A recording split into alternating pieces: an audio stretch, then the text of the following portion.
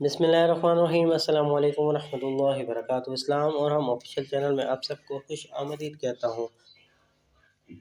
امرود میں چھپے صحت کے راز پارٹ 2 کے ساتھ حاضر ہوں۔ جن لوگوں کو امرود کھانے کی عادت نہیں ہے وہ امرود کھانا شروع کر دیں، کیونکہ اس میں اتنے وٹامنس پائے جاتے ہیں کہ سوچ ہے آپ کی۔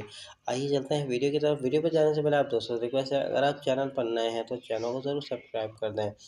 جن لوگوں کو دل کا عارضی ہو، دل تیز تیز دھڑکتا ہو، وہ امرود کھائیں۔ بلڈ پریشر خون ہوا نہیں، امرود کھانے سے افاقہ ہوگا۔ جن لوگوں کو بھوک نہیں لگتی وہ کھانے کے بعد 2 امرود کھائیں اور ان سے بھوک بڑھ جاتی ہے۔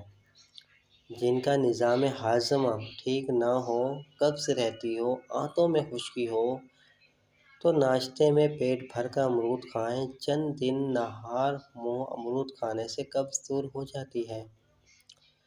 اگر امرود آپ کھانا نہیں چاہتے، اس کا ٹیسٹ اچھا نہیں لگتا، تو آپ کالی مرچی ذرا سی اور نمک بھی چھڑک سکتے ہیں، اس میں کوئی حرج نہیں ہے۔